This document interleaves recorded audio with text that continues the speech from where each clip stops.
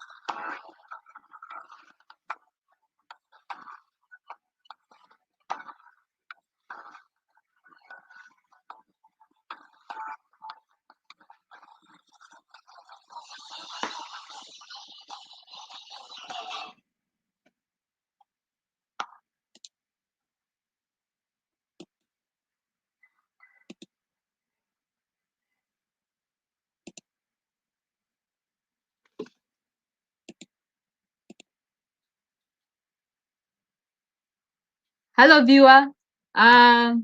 Nice to have you on board.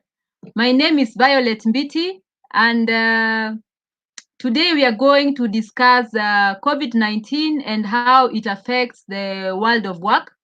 As you are aware, at the moment, there are various governments have put measures to reduce now COVID-19, and among them is now the issue of people staying at home and also observing the World Health Organization guidelines. And by so doing, you find that industries are now closed and people are now at home. All right.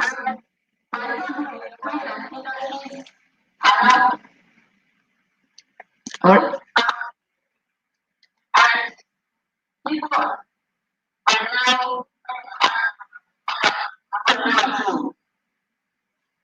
okay. Oh, sorry, I just realized that that the YouTube was live. All right. So today joining me is Francis. Francis, who's certified in trade unionism, courtesy of International Labour Organization. So he's going now to expound more on our topic today. So karibu, Francis. Francis, can you hear me clearly, loud and clear? Yeah, sure, I get you. All right. Kindly introduce yourself so that our viewers can get to know about us. But before you go ahead, I've just realized that I've not even introduced this show. So this particular show was brought about because a friend of mine got a panic attack while under lockdown now in Italy, and I realized that there is need for this particular show so that even people can watch at home and they cannot so that they cannot even feel like they are alone even under this curfew and also under the lockdown taking place in various countries. So my name is Violet Mbiti, and I'm a team leader at Violet Mbiti Foundation. And if you'd like to know more about me, you can just go to the description page of this particular channel, and you'll get to know more about what I do.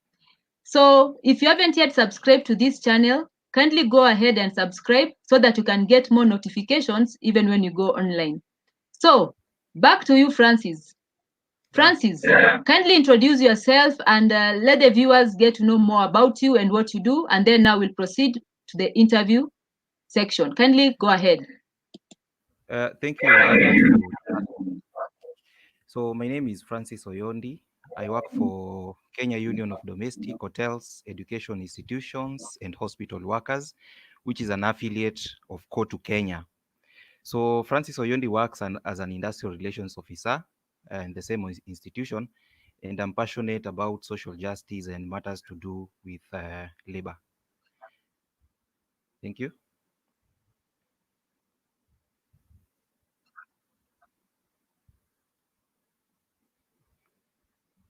Are you there, Violet?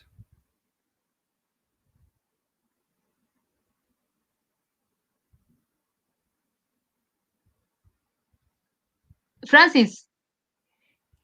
Yeah, can you hear me? Francis. Yes. Kindly don't hold the cable because you're breaking off. Okay. Yes, I can hear you. Can you hear me? Yeah, sure. Did you get my introduction? Yeah, it's better now. Okay. All right. So, okay. Yeah. Okay. So, yes, I did. But maybe you can repeat again because you are breaking up at that particular time.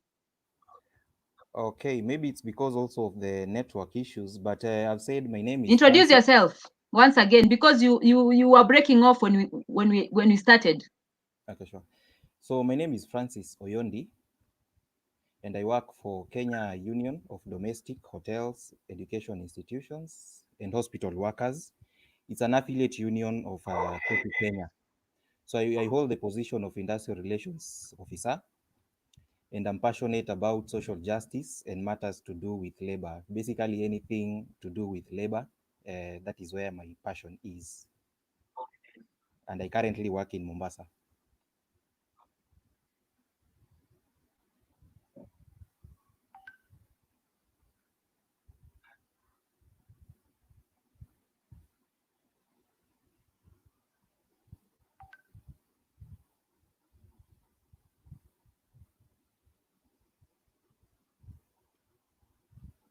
Did you get that?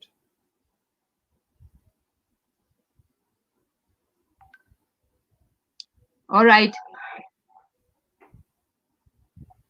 All right. So thanks for the introduction, Francis. So now let's go now to more serious issues. So my first question to you, how will COVID-19 affect the world of work? Thank you for that question. And maybe just to give a brief introduction on the same topic, is that according to my own analyzing as a labor Yeah. person, now I think like labor, and especially in Africa, we were not so much prepared for such a pandemic. We were not prepared that it will come a time where we'll have to face such a problem, as in people losing jobs. Have you heard Uh, my question? Sorry?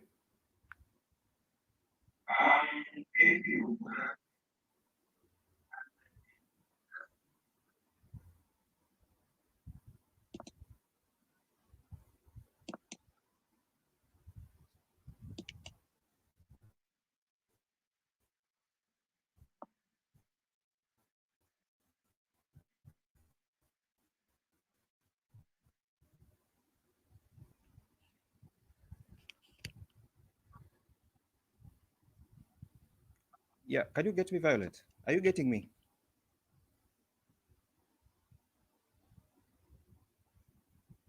We seem to be having a network problem, huh?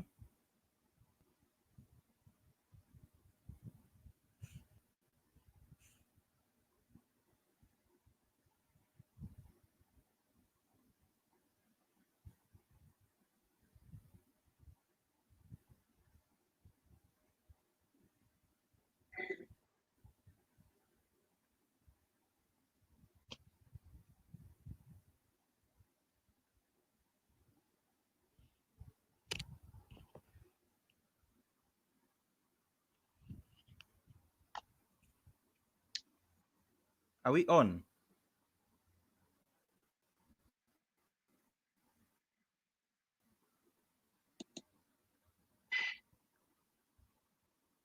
Are we on? Go ahead. Yes, we are on. Go ahead.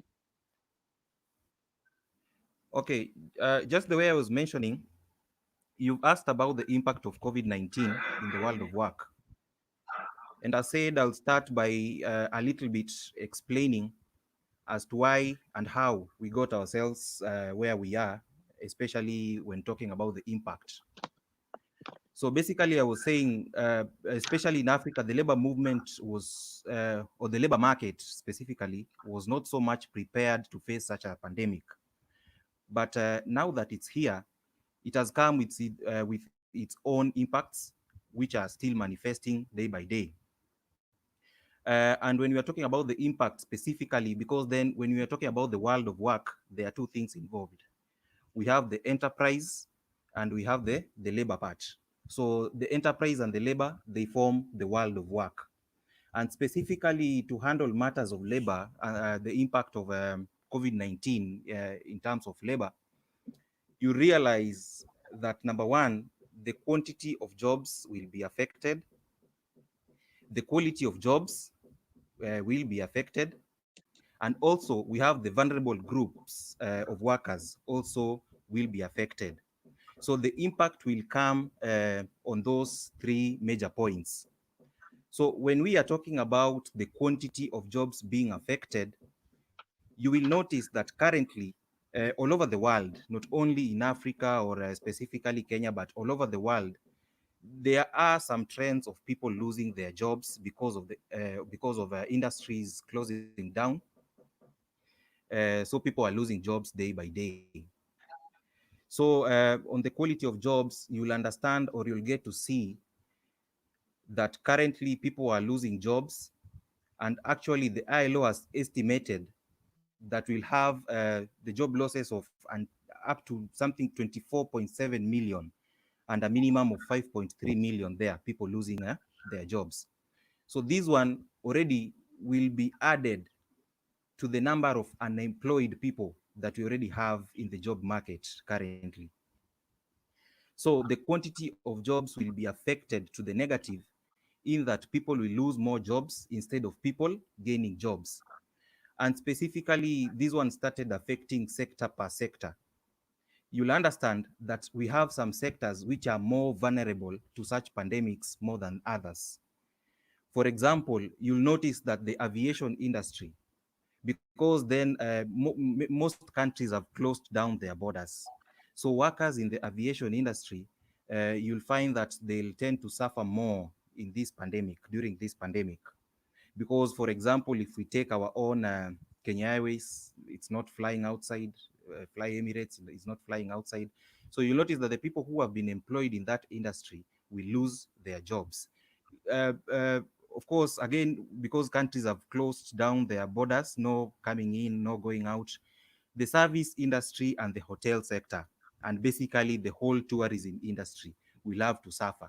So people who are working in the service sector, hotels, and all, and so forth, will have to suffer in terms of job losses. But again, it comes as a surprise that in some sectors now they are gaining. Yeah, for example, the health sector. We have countries now employing more health workers, more than they have been employing over the years.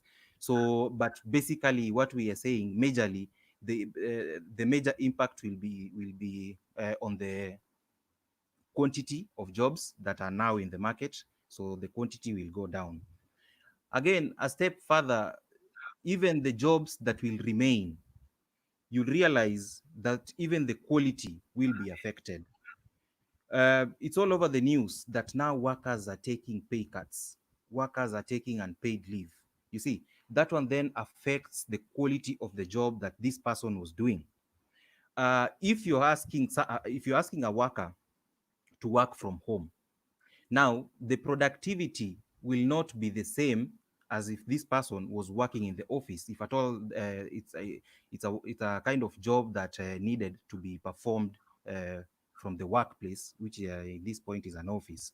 So the quality of jobs on both productivity and even just the way the provisions of the same job, yeah, will be affected in terms of people will lose their income now. Now people are going for unpaid leaves, people are taking salary cuts, even the access to social protection it will become an issue now. Because, for example, if you're not being paid your salary, then how is your social protection or your national social security funds being remitted to the same fund? So the quality of jobs again will be affected globally. We have this group of workers who are known as vulnerable workers. Also, the vulnerable workers will be so much affected, and these we are talking about the old workers, the aged workers. We have workers between 50 to 60, even 70. We find that such workers will also be affected. We have workers who have been having pre-existing medical condition. These workers will be badly affected. And we also have young workers. They are also counted as vulnerable workers, because then, for example, if it comes in losing jobs, we always say that when people are being declared redundant, then you start to face off the people who came latest. And you find that majorly the people who came latest, yeah, are these young workers. So the impact of COVID-19 will affect the world of work in those three fronts, which is the quality of jobs, quantity of jobs, and the vulnerable workers. Violet?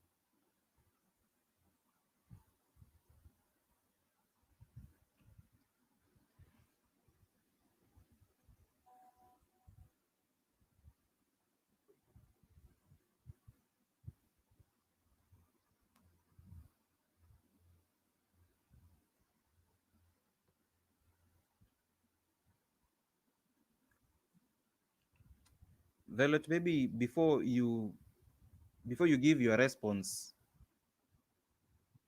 I'll also like to add something because I don't know if it's network on your end or my end, but once you come back, you'll be able to guide.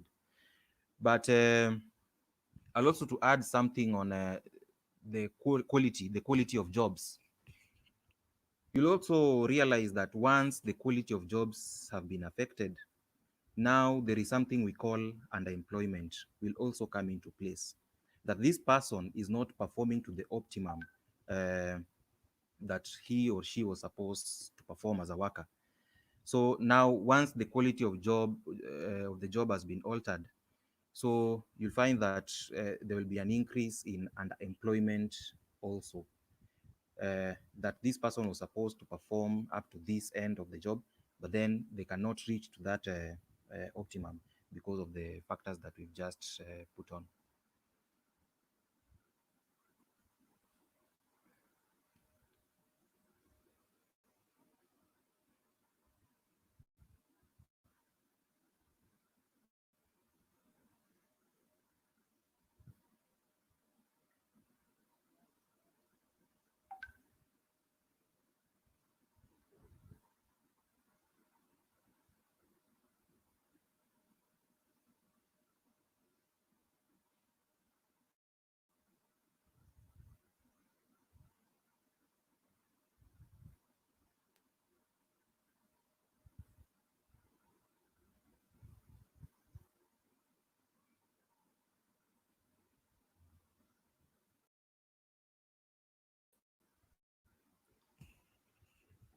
Hi. Can You you disappeared, yeah, the net an issue with the network. but I hope you got my points clearly. Yes, yes, yes. So viewer, if you have any question, you can kindly comment, and you can even ask Francis, and then now he'll respond to he'll respond to your question. So I wanted you to elaborate to the viewer. Yes, you have talked about the unemployment situation and how it is being affected by COVID-19. So what about underemployment? Or maybe you can even elaborate to the viewer what underemployment is and what's the difference between unemployment and underemployment. Okay, sure. I had tried to touch on it, but let me just come back again on the same. Now, the two terms are most of the times confused. Um, Unemployment is whereby someone is willing to work and he's able, or she, the worker is willing to work, the worker is able to work, but there is no job for this person. So that one is unemployment. Underemployment is whereby this person is at work, yes, but then the working conditions do not necessitate this person to give the job or the specific job that the worker is supposed to do its optimum, so that you get uh, this person, yes, is at work, but the conditions at work do not necessitate this person to perform the way the person is supposed to perform. Okay. So thanks for that, Francis. So my next question to you is this. What are the implications of COVID-19 for labor income and working poverty? So maybe you can at least elaborate to the viewer what labor income is and what working working poverty means, and then now you can answer the question. Thank you. Okay. So, hello? I can hear you. Go ahead. Just come again with the question. Yes. The next question I'd like to ask you is, what are the implications for labor income and working poverty, especially those brought about by COVID-19? Okay, now the term there is this term that people mostly use. It's called the working poor. So people mostly use the working poor. Now that each and every morning you wake up, you do your suit, you comb your hair very well, you go to work, but then at the end of the month, you don't have much to show for it. The much the worker can do is just to do window shopping, and even the little income that this person has, you find that this person or this worker is training. So these people, normally in loose language, we call them the working poor. It's not the best term to use. But then when we talk about working poverty, really it just means that the amount of income that this person will be having at the end of the month, or if the person is being paid weekly, you'll find that this person is training uh, to take care of himself or herself due to that kind of amount. So this is working poverty. Now that you have an income, yes, but you're really straining to put up with the life that you're supposed to do. Now, how COVID-19 will strain workers in terms of working poverty is that it will squarely lie on two things. One is the issue on unpaid, or workers having to take unpaid leave, and again, workers having to take salary reduction because of the same. Now that your normal budget will be affected due to this, the two things. And you'll find that this is the moment also where some people take advantage and uh, exaggerate prices of basic commodities. So the working poor will increase in number because of the same issue. Of course, when it comes to labor income, again, it will be affected because of the same factors that we've mentioned. That now the income will now go down because of the two issues of both unpaid. Now, because then workers now are having to take unpaid leave in some places. Workers are now having to take pay cuts. So these two uh, go hand in hand together. Okay. So there is a viewer who's asking, before we go to the next question, there is a viewer by the name David Manza. Yeah, yeah. He is asking, what is the role of the labor movement, or Mhm. what role does the labor movement play in Mm. ensuring that employees who are being sent on a paid leave are comfortable and stable and not straining to cater for their bills? Okay, it's a very interesting question. And I started by saying that generally, according to my own view, in Africa, the labor movement, or at large the labor market, was not so much prepared to handle such a pandemic. And it's sad because each and every institution sets aside some funds for an emergency. Now, maybe the bigger question would be, do institutions or countries still set aside such an amount to cater for such an emergency? But now, coming back to how labor is responding to the same, you realize that over the time, the labor movement has been engaging with employers in terms of negotiating for salaries of workers.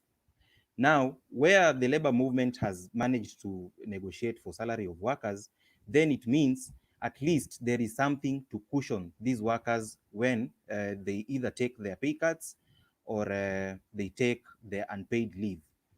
But again, you'll also realize, for example, in particular countries, beginning with a country like Japan, Italy, and even Kenya, we did it, whereby the labor movement, or the tripartite partners in this sense, I mean the labor movement, the Federation of Kenya Employers, and the government. So they had to discuss on mitigation measures on how to cushion workers. And by the way, before the reduction or the implementation of the tax relief, it came about after the discussions between the three partners in the world of work, in that we had the labor discussing, the employers, and even the government. So that's why we see that some amount has been reduced in terms of taxes to cater, at least to cushion workers. So those are some of the strategies that the labor movement has put into place. That number one, the labor movement over a period of time has been trying to engage the employers and even the government in collective bargaining agreement. That basically means negotiating for better terms and conditions of employment. And even now, during this crisis or pandemic, Also, the labor movement has been on the forefront to fight for the reduction of taxes. So at least to cater for the lower income earners who majorly suffer because of the same. So those are So, some of the in view of that, yeah. can we say that what the United States of America government, what they did, Mm. is actually reinforcing what you're saying? Because the president Donald Trump and his government released $2 trillion so that it can go and help the economy and also helps enterprises so that they don't lay off workers. So is Mhm. that an example of where you are saying now the tripartites, now the government, the labor movement, and the employers came together and decided that let the government dish out $2 million so as to support the economy at this particular time. Is that the scenario that you're elaborating further for David Manza, who was just asked? Yeah, but basically we did it quite different from the other countries because I've mentioned that specifically for the tripartite partners, we focused majorly on labor. But now, Mm, the way I started my discussion, I said in the world of work, we have both enterprise and we have both, and we have labor. yeah. So, for enterprise to succeed, we must be having some reasonable amount of labor in place. Mm, Now, during this pandemic, you realize that labor laws have not been suspended. So workers actually are in their rightful sense to demand for their salaries. But you see, it might not be possible to be paid the way you are being paid because of one or two, three things. So now the three partners that I've mentioned have to put their heads together to see this one wants their money as usual, but then the enterprise cannot support because of one, two, three. So what do we do? So those are some of the measures that were taken. That one, we must have some form of tax relief. Then two, if we are having tax relief, then how are we supporting the enterprise so that these workers, even if they are going home, they don't lose their jobs, so that their jobs still are sustained, that even after this pandemic, this person can come back to the same job. So those are some of the strategies that were used. But you realize in the developed nations is a bit different, because you understand in some countries even the government brings out money for the workers to be paid actually. But that one is a bit different in our own setup. For us, it's just mitigation measures that at least will find an equilibrium between the three partners. all right. So, to my next question, now, who are particularly vulnerable at this particular moment in time Okay, as a so result of COVID-19? okay, we have vulnerable group of workers, and specifically this group of workers are not only vulnerable during this time of COVID-19, but also they are also just classified as usually vulnerable workers. So you find that workers working in their old age, workers who are Mm, near their retiring period, you find that workers around 50, 55, 65, 70. We even have workers at 80 years old, right? So these, you find that even during this pandemic, these workers are more vulnerable, because as the trends are showing, is that the old age people, not only workers but old age people, are more vulnerable to be affected by this COVID-19. So old age workers are classified as vulnerable workers. You also find that workers who have been having pre-existing medical conditions, um, so these workers are also vulnerable at this point, because then you'll understand, it's not a must that you be given unpaid leave during this time. You get? So if you had a pre-existing medical condition, for example, a worker had asthma, yeah, a worker is asthmatic, and this worker is for example, the worker is a nurse and is asthmatic. So this worker is considered as also an essential worker. So at the same time, the worker is in hospital providing essential services. You also find they have a pre-existing medical condition. So they'll be classified as a vulnerable worker, because at any point, if they get to contact this disease, then they'll be more at a very bad position more than the rest. Another group of workers who we are terming as vulnerable in this case are the self-employed workers, or workers again working in the informal sector.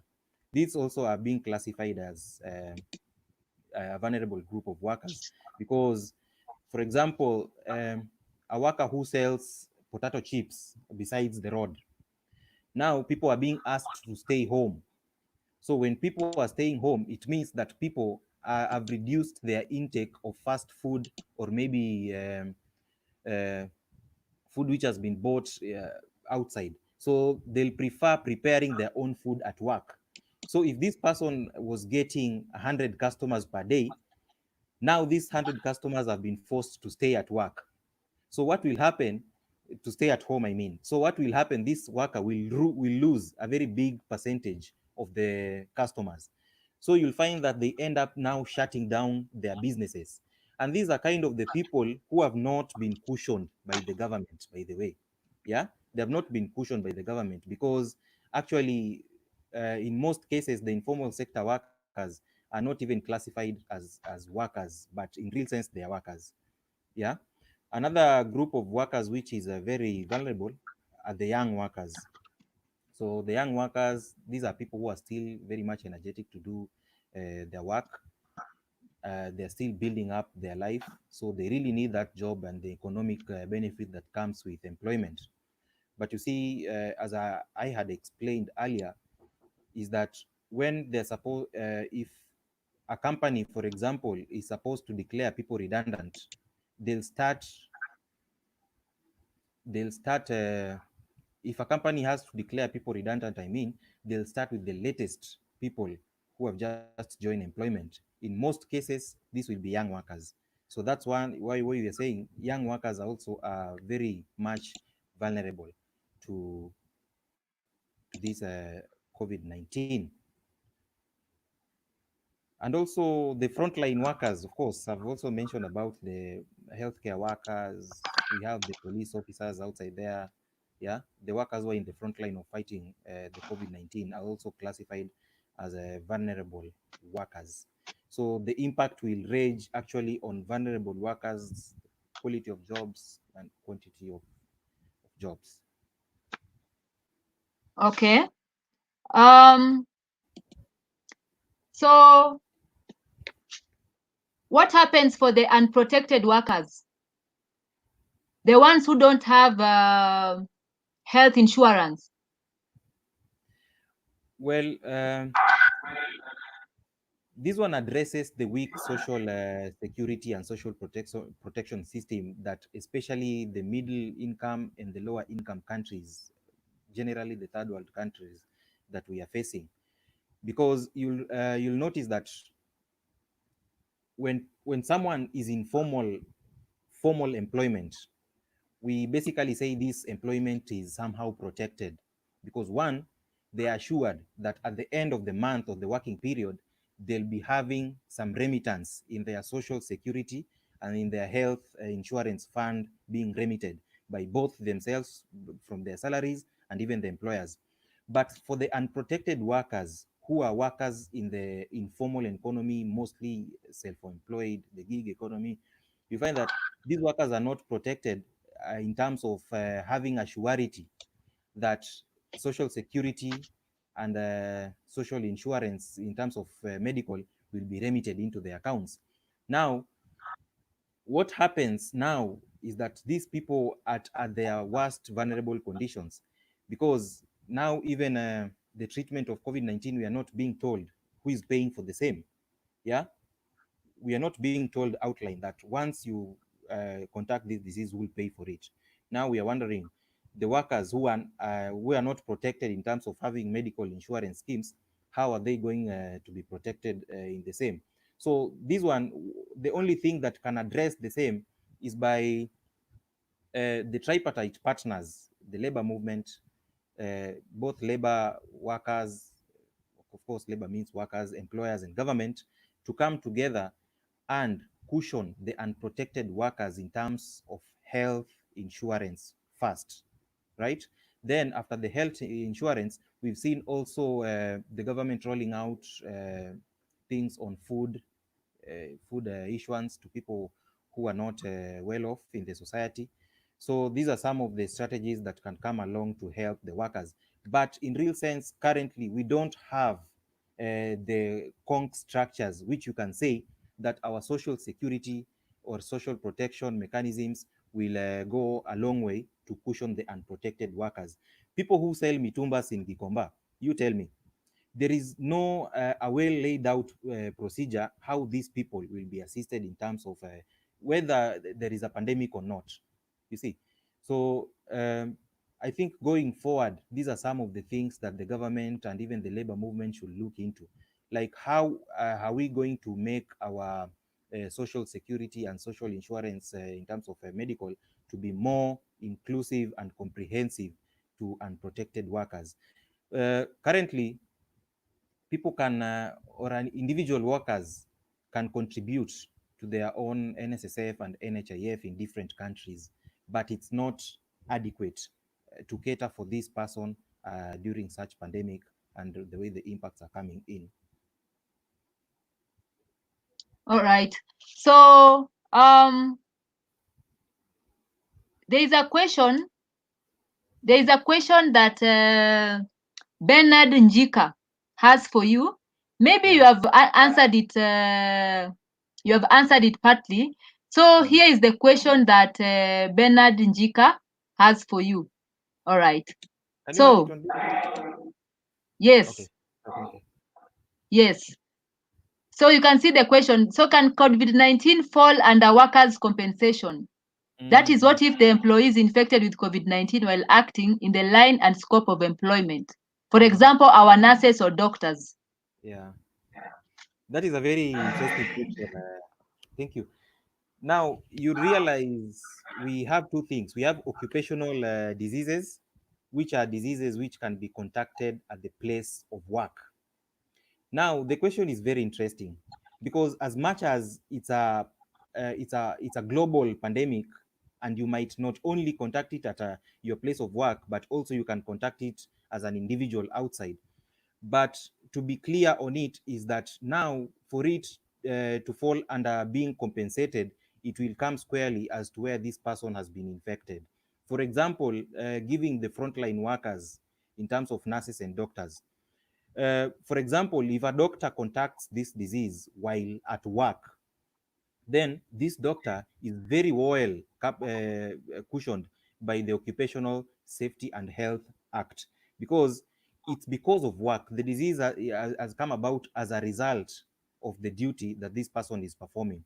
Were it not for this worker being at that medical station at that moment, maybe they could not have contacted the disease.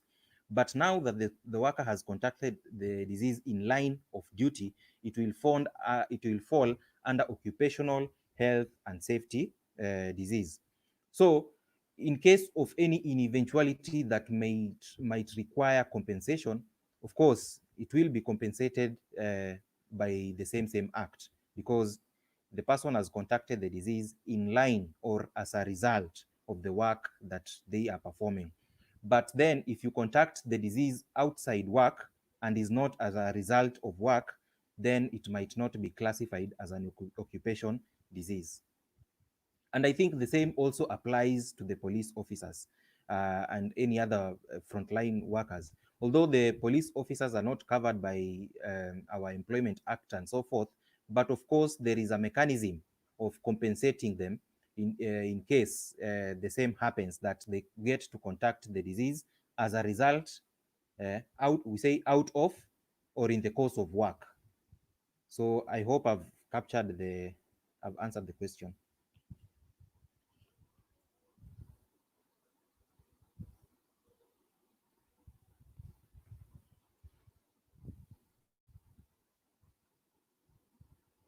Violet?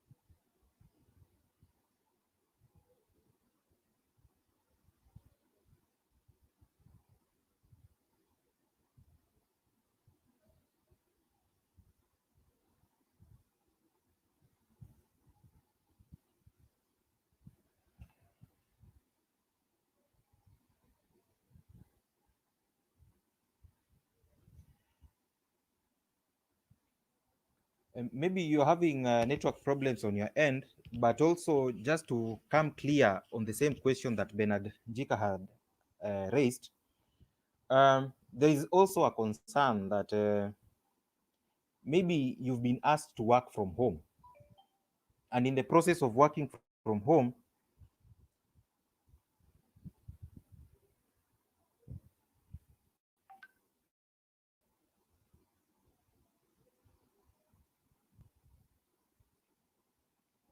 can you hear me?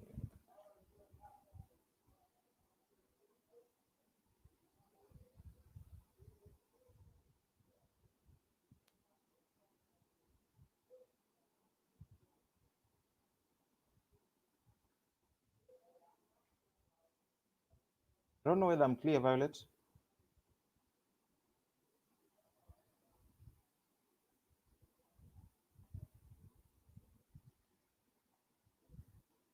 Okay.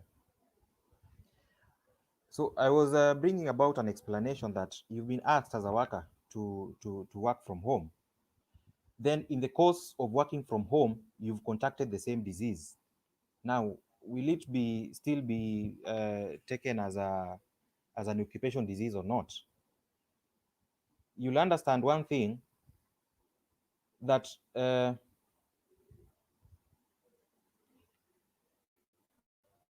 you'll understand that the OSH, that is Occupation Safety and Health Act, and both the WIBA, Work Injury Benefits Act, covers registered workplaces. It's okay, but you are working at home under the authority of your employer, and in the course of performing your duties, you get exposed to the to COVID-19 or any other disease. Of course, you'll be covered because is as a result of the same work. Okay, as a result of the same work that you've contracted this disease. And mark you are working from home with permission from your employer. So your employer is very much aware that you're working from home. So in the job that you're doing, uh, because of one incident or the other, you've contracted the same disease. So it will be classified as the same as much as the workplace has not been registered as one. But under this condition, it will be classified as the same. So when it comes whether it's something to be compensated or not, because we have compensation mechanisms, it's not everything that is compensated. You can't catch a common cold at the workplace, then you go be treated, then you ask for compensation. No, we have compensation mechanisms for everything. So when that time comes, then the same act will be applied to the same disease. So I'm being told our viewers can get us, but the host is not available. Let me just try to find.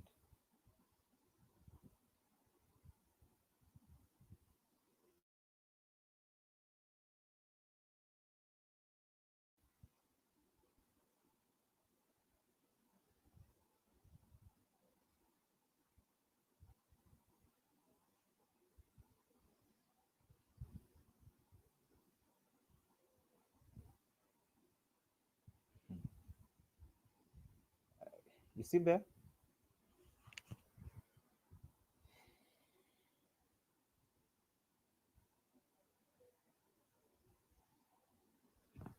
Can you hear me now? Yeah. You had disappeared. Oh I hope you got. yes, yes. I'm sorry for that. I'm sorry for that. I think I usually use Telcom, so it's kind of down. I don't know why. Maybe there are many people who are using it at the moment. So, there's Yeah, also a question from Paul Shaw. yeah. Paul Shaw is from Scotland, and he has Yes. a question for you. Mm, Uh, the question is, I mm, understand Rwanda is providing food and water for the most vulnerable stroke poorest. Should yeah. Kenya be doing the same, or have they already started? Well, the issue of providing food, water, sanitation, it's not only during a pandemic, but it should be something that is always happening to the most vulnerable and the poorest in the community.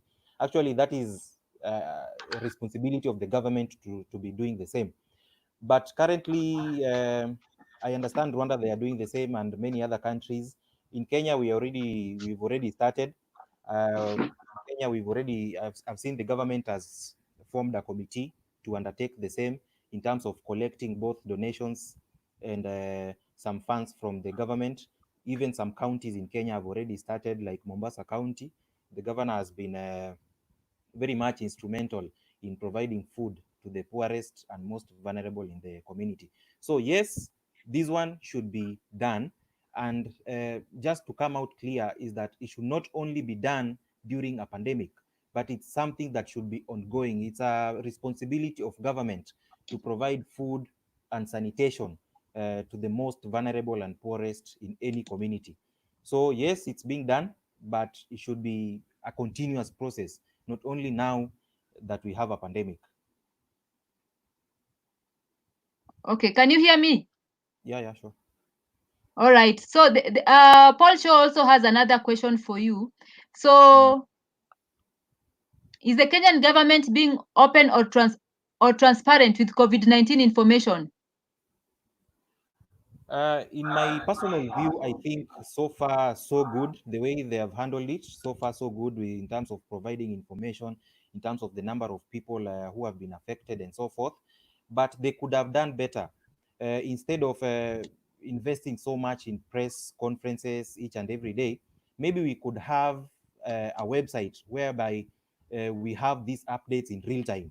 Okay, that, for example, for now, if at all we don't get a press conference from the minister or the cabinet secretary for health, then a bit will be in the dark. But if we had a website, that I wouldn't worry whether I'll miss the press conference by the cabinet secretary or not.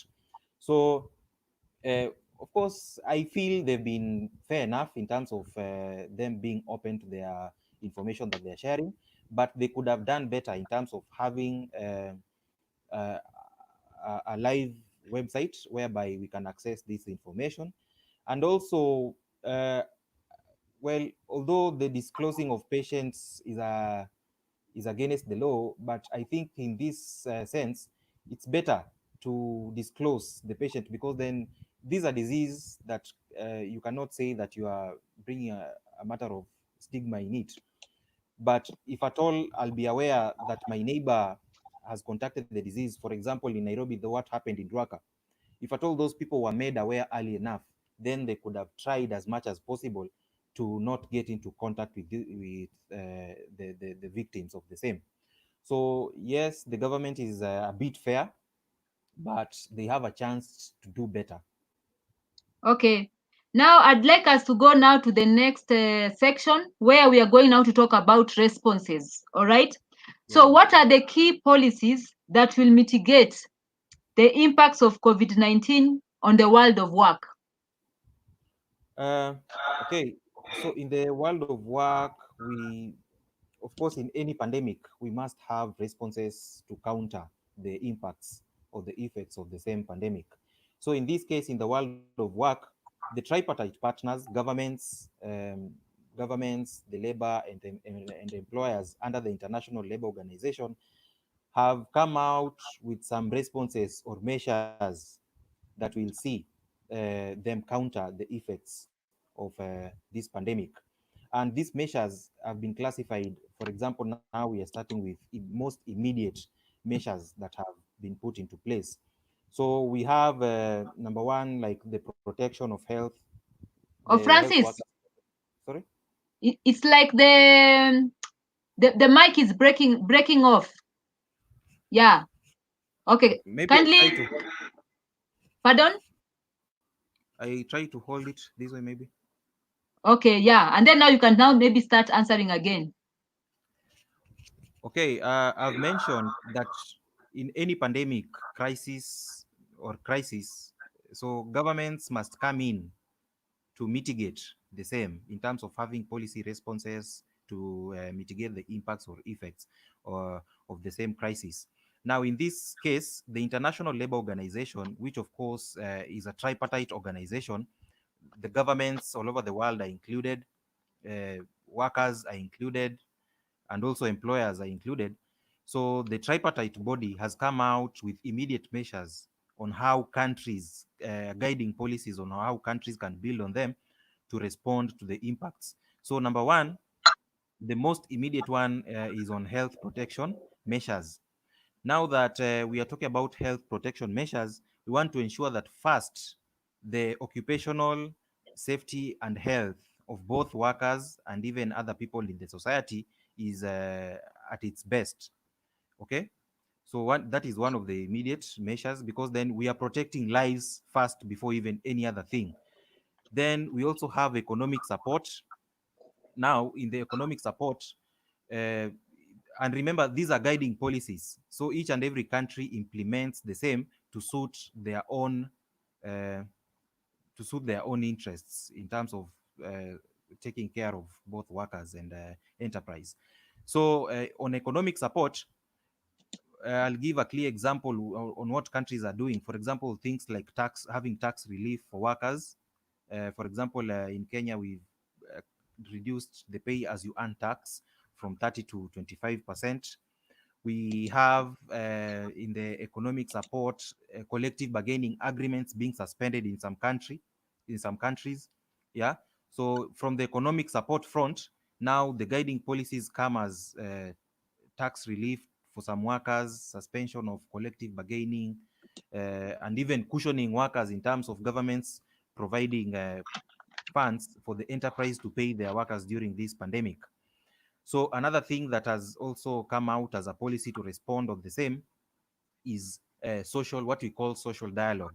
And you'll realize that social dialogue is one of the key pillars in the decent work agenda. Okay, so we are being encouraged on engaging on social dialogue. Social dialogue, of course, we have between the workers, employers, and also the government on how further to implement these policies or on response to the COVID-19. That the ILO might have given guiding policies, but then these are just guiding policies, but countries are different in nature. We cannot implement the same policies that, for example, Japan implemented, but using the same guiding policies, we can tailor make to suit our different countries, and especially the middle income and the lower income earning countries. So we have the three measures, immediate measures that have been taken. That is the protection of health, and also economic support to both enterprise and workers, and social dialogue. Okay, Francis, is it possible maybe for you to remove the mic? We see whether you're able to talk without it, because it's breaking off.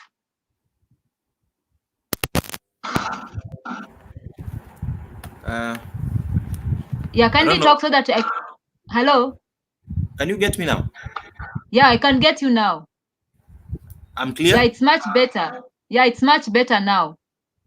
Okay. My earpiece was misbehaving. Sorry.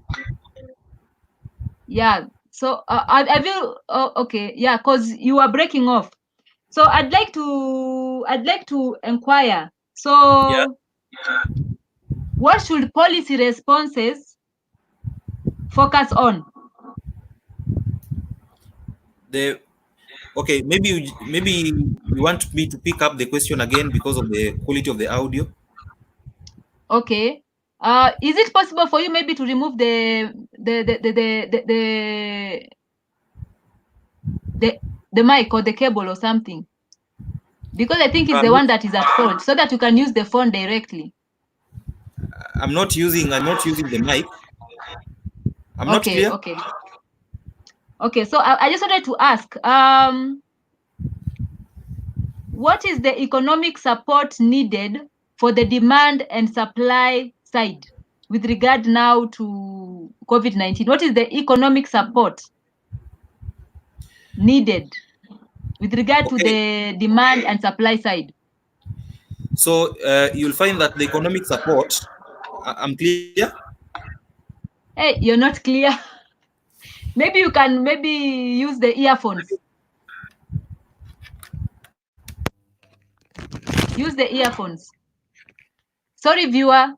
These are some of the technical issues that usually occur yeah, even when we do a live stream. So kindly bear with us. I don't know. Can you get me now? Yeah, I can get you. Okay, You may go ahead so and respond. okay, you'll notice that in the three response policies that the International Labour Organization has come up with, the economic support. I'm not clear. No, Is it the network or it's your side is breaking off. I don't know why. yeah? It could be the internet. Let me just Just check whether refresh. Just refresh the internet. So let Francis refresh his internet so that he can now be audible viewer. So you've had what is it's how we are being impacted. Oh, okay. Yeah. So there's a viewer who is saying he can hear clearly. I just wanted to know whether you can hear Francis clearly. Kindly state whether you are hearing Francis clearly. yeah. But from your end now, I don't know if you There's someone who did has hear. said he can hear clearly. Paul Shaw has stated he can hear clearly, but I wonder whether they are hearing you clearly. Maybe you can just go ahead. Okay, It seems so like let me they, just it's okay. Let me just pick up on the economic support again. So economic support has come up or as one of the response in policy, which the International Labour Organization has formulated as a guiding policy to mitigate the impact of COVID-19. So you've asked like, what are some of these measures then that can be implemented in the same? I talked about issues of tax relief. Now, tax relief, you realize that has affected both workers, both enterprise in terms of the goods they produce, uh, and also tax relief in terms of some of the products that people consume. So then when it comes to supply, the tax relief will affect the production so that we have some taxes being reduced in terms of value added tax and so forth. So the economic support is majorly to cushion workers in terms of the basic commodities that they might need, in terms of food, um, access to PPEs, because now everyone is required to have at least masks and sanitizers. So having tax relief on some of these things, the basic requirements, food and the PPEs, is some of the measures that have been taken in the economic support system, which of course will address both supply and demand of goods in the market. Because now some goods are in very high demand. People are stocking up because of maybe a looming lockdown. They find that the supply will go down and the demand will go high. It might also affect the prices.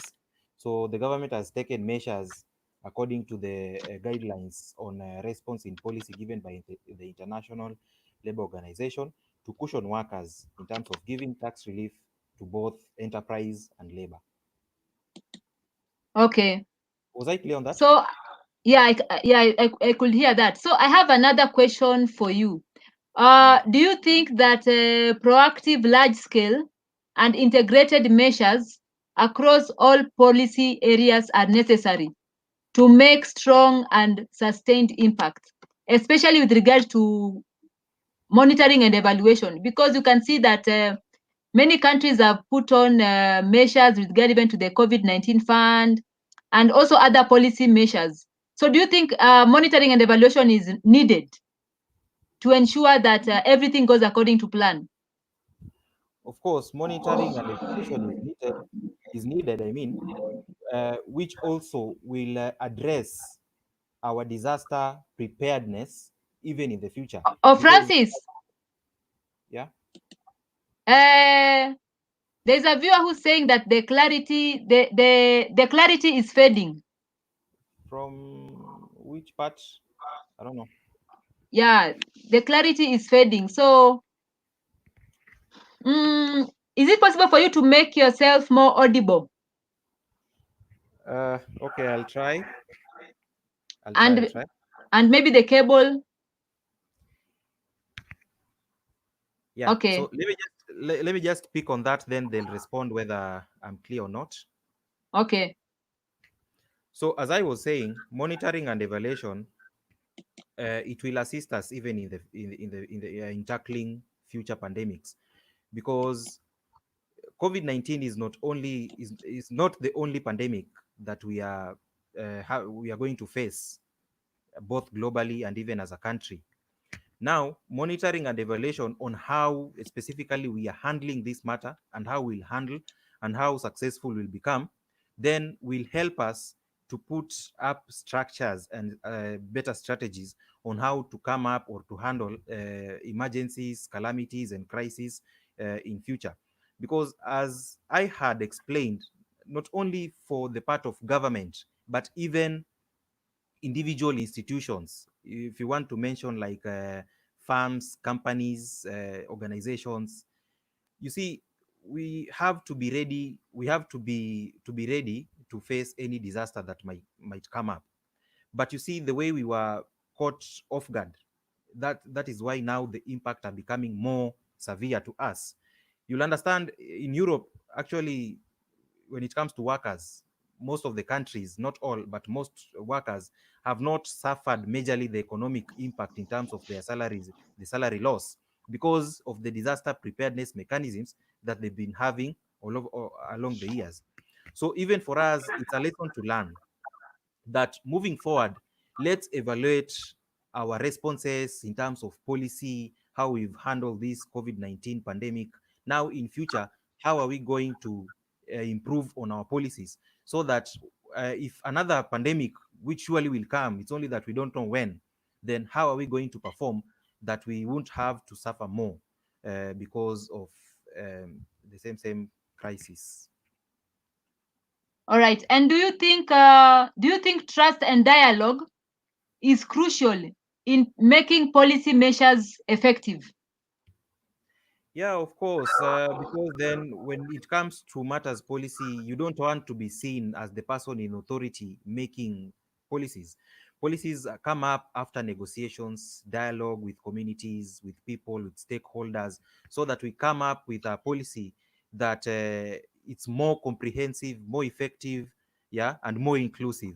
So dialogue will be a very interesting thing moving forward, as globally, as Africa, and even globally, when it comes to coming up with policies to cushion or to combat any other crisis that might occur. Okay. So I wanted to ask you, what are the pillars needed to fight COVID-19? Um, of course, I like relying majorly in the International Labour Organization, because then it's the global tripartite organization that is responsible for regulating the world of work. Now, the pillars that they have come up with majorly based on the response in policy. So, number one, we have the protecting of workers in the workplace. So, by this, we are being faced by strengthening the occupational safety and health at workplaces. uh, we are talking about healthcare access to all. And when we are talking about the healthcare access to all, this one is a long-term issue, because you also realize that in Kenya we were doing something with the universal healthcare. So it's a continuous process that will come up to even address future pandemics. That the healthcare access needs to be sorted out for both protected workers and unprotected workers. In this sense, we are talking the formal and the informal sector. So another immediate pillar under the protection of workers in the workplace, we are talking also about the expanding the access to paid leaves. Of course, you'll understand that, well, companies, yes, are sending people on unpaid leave, but what we are not mentioning is that these companies have been making profits all along. They've been making profits. So why is it now that we are having this pandemic is when you are sending people on unpaid leave? So this issue of expanding access to paid leave for workers also comes up as a great policy under the protection of workers in the workplace, because you don't want to release workers then you find them dying of depression the following moment. Okay, so that's why we are saying things like expanding access to healthcare, you expand access to paid leave, you strengthen occupation safety and health, both at the workplace and both at home, will go a long way in having the pillar on protecting workers in the workplace being realized. So another pillar that we are having is stimulating the economy. You realize that stimulating the economy, it falls directly under the economic support as a response. Okay, we've talked about responses. So the stimulating of the economy relates to the economic support. Now, stimulating the economy, we've said we have both enterprise and we have both labor. So for enterprise to continue running, they need access to funds. How are they going to get the funds? It's through borrowing institutions such as banks and other financial institutions. So if you want to stimulate the economy, of course, for example, what they've done in terms of even easing loan measures. If you want to take a loan for your business now, it becomes a little bit easier than before. If you have pending loans for a small enterprise, again, the repayment period will a bit be extending, will be extended. So some of these things address the stimulating of the economy. We also have supporting employment and income. Now, when we are supporting employment and income, of course, everything else here falls under enterprise and labor. So we are talking about extending social protection. Social protection and social security goes hand in hand. We're also talking about the employment retention. I've mentioned something about employment retention, that as much as we are having the COVID-19, having people losing their jobs, at least we should come up with a mechanism that even if these people are going on unpaid leave, at least their employment is secured. Now that even after the impacts of COVID-19, the workers won't have to start looking for work afresh, that their positions have been maintained or preserved. So that is what we are talking about, employment protection. Under the supporting employment, of course, we mentioned something on tax relief again. We've talked much about tax relief. So the key pillars that the ILO has based uh, on addressing the COVID-19 is having stimulating the economy, supporting employment, and protection of workers in the workplaces. Okay, so there's a question that has been asked by Paul Shaw. So Yeah, would the solution be that everyone is paid a universal basic income? yeah, that one would be a good response to the impacts of COVID-19. But you see, in some countries, these are structure that had not been put into place in terms of having the social protection. Okay, because then what social protection means is that even if you're out of work, still you'll be able even to live your decent life because you have some sort of income still coming in. But you realize in most of our countries, in most of the low income, the third world countries, this is something that has not been incorporated in the social protection system. But maybe we have a chance moving forward that even as we do our collective bargaining agreements as the labor movement, and even as we engage the government in terms of coming up with labor laws, maybe this is something that should be put into place to address any pandemic. Because you realize that, for example, if you are in countries that are prone to be affected by, say, earthquakes, yeah, and they don't have warnings, they just occur. Now people, of course, then they lose their livelihoods. So how are you going to sustain these people if already we had such income being put into place that can be able to address such pandemics? Then it will be a better way to address the inconveniences that come up with such crises and pandemics. So that one would be a very good policy framework to come up with. But currently, in our countries here in Africa, mostly, uh, that one has not been included in the social protection as a social protection policy or mechanism. Okay, so I'd like to summarize what Francis has stated. Has stated even when we started our discussion. So kindly listen in, just in case you missed a point or two. So when I started, I asked him, how will COVID-19 affect the world of work? So he talked about four aspects. Number one, impact on global unemployment and underemployment, where he mentioned that according to the International Labour Organization, it is estimated that 24.7 million people are going to lose their jobs, and a minimum of 5.3 million are going to lose their jobs.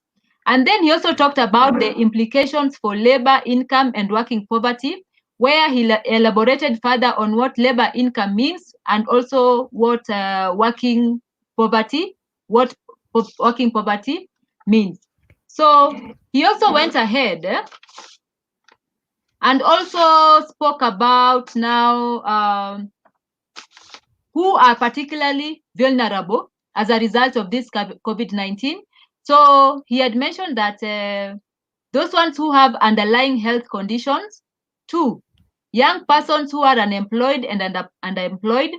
3, women, because women constitute majority of the people who work in the various organizations, in the various industries. 4, unprotected workers, including self-employed and casual workers. And then lastly, migrant workers. So after that, he went and discussed the responses that are needed with regard now to addressing the COVID-19 situation. Yeah. So he had mentioned that had asked him what are the key policies that will mitigate the impacts of COVID-19 in the world of work. And he had responded by saying that in times of crisis, international labor standards provide a strong foundation for key policy responses.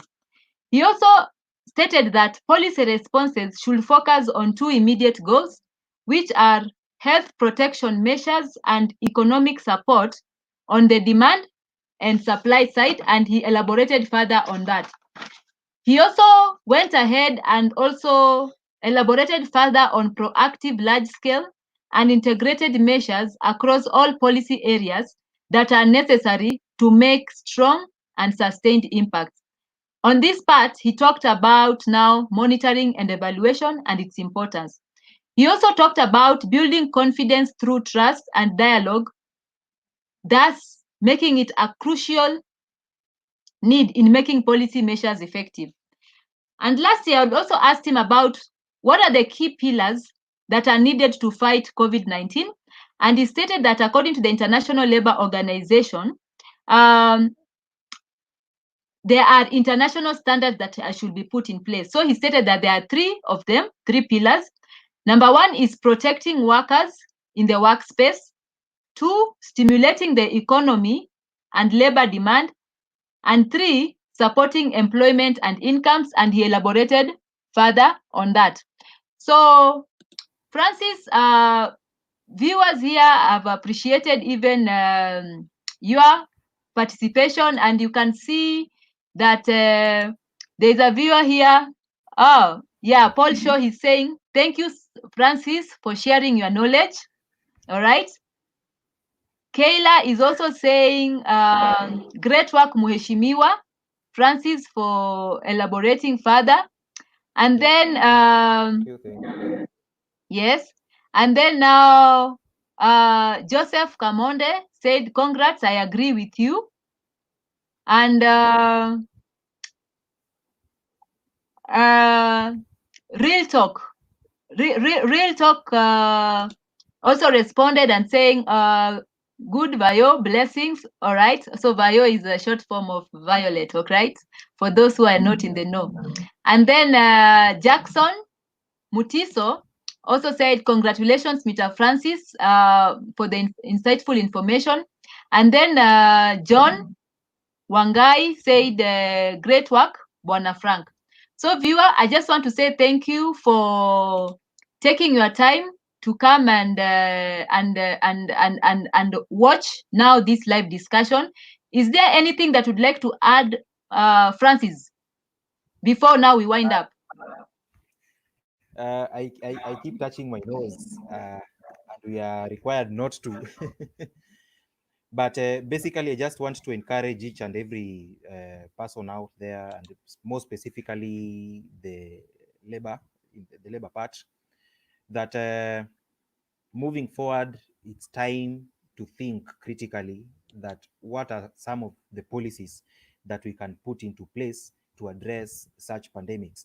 We don't want to be caught pants down again during any other pandemic, because you understand that even governments have emergency fund for such things.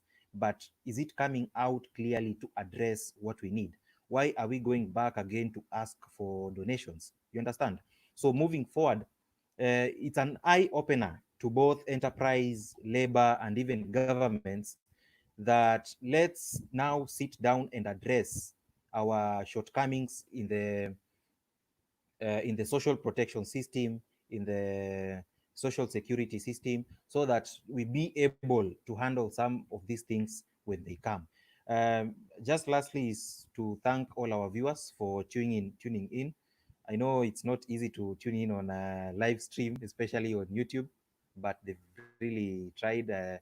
Some comments from Bernard Njika, I've seen them. Paul Shaw, I've seen them.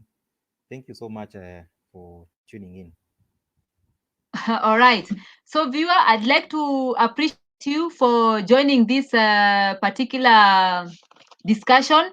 And if you have not yet subscribed to our channel, kindly go ahead and subscribe. Tomorrow we are going to host. We are going to discuss now how emotional intelligence in the time of COVID-19, or how should you manage your emotions at this particular period of time. So viewer, thank you for joining us. Enjoy your evening, and God bless. Ciao. So thank you, Francis. Thank you. All right. Thank you, viewer. Enjoy your evening, and thanks for joining us once again.